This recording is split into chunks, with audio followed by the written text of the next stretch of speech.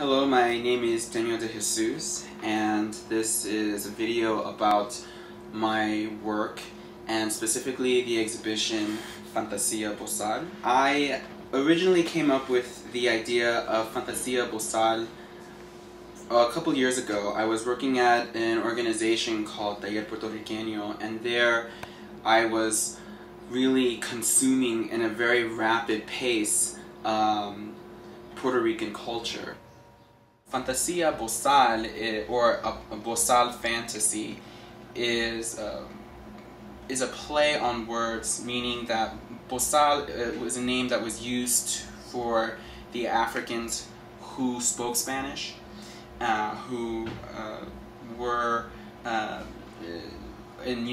people who were under Spanish rule, or these slaves, and their Spanish that they had was like a slang, vernacular kind of Spanish. And so this mixing of two different cultures is something that I was really playing with, and the idea to create a fantasy about all the things that are part of their culture, or to fantasize what they are, I think is what I was really trying to do.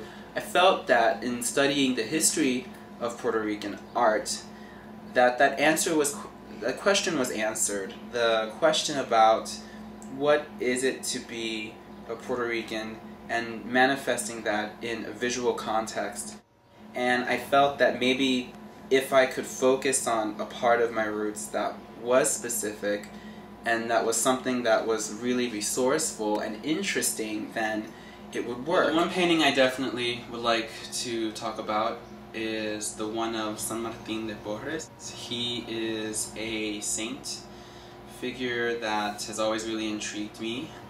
With this one, I portrayed him with the birds. And Martin is looking in the sky, and he's kind of in that saint-like pose, and he has his rosary around his hands, and all of those things to really symbolize this complete sense of serenity and peace and kind of a larger-than-life kind of image. And the painting is very large. It's one of the largest ones I've produced in a long time. The painting Pieta for a Slave is really one of the pieces that I think exemplifies the whole idea of the show. The figure is Yemaya, and it's a figure of her nude, and she is a mother figure, a protector.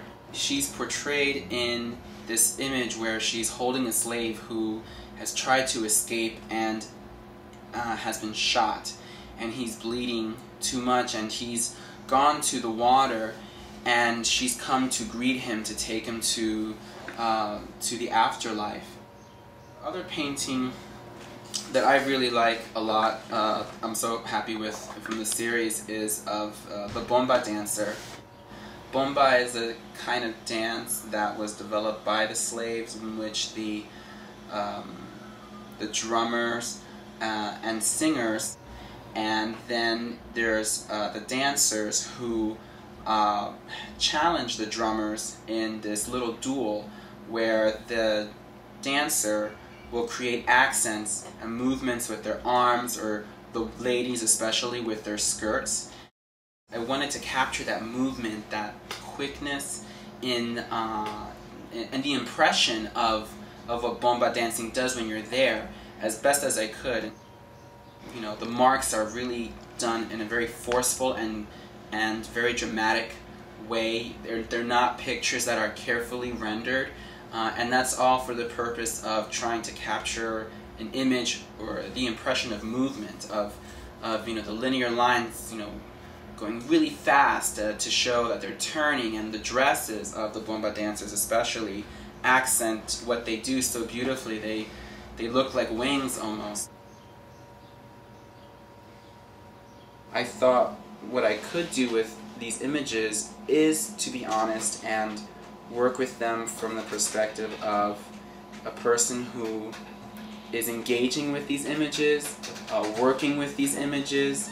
And what I found was that in Puerto Rican culture and in Puerto Rican life, in the United States especially, there is a sensibility of extreme romanticism, extreme nostalgia. There is a heightened sense of romanticism there as well, and I just wanted to take that and pump up the volume and really just make images that paid homage to that, but I myself am having a dialogue with these figures. I'm exploring who they are, and then I'm reinterpreting them, and it's been a lot of fun.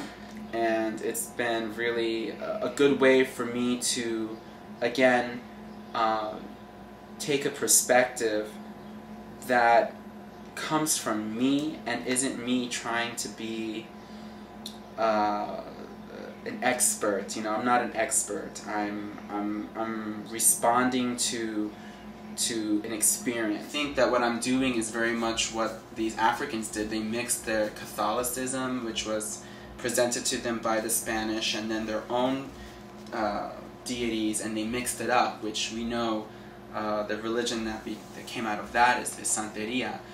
So this is kind of playing with all of those elements, and myself having a dialogue and really putting that together and putting it into context in my own interpretation, in my own way. I'm definitely going to be continuing this exploration and to do more research, but I think this is a really good start. I hope when people look at these paintings, they understand that the paintings are playful, iconographic. They are also meant to be images that begin a conversation about the beauty of the story of the Afro-Boricua experience.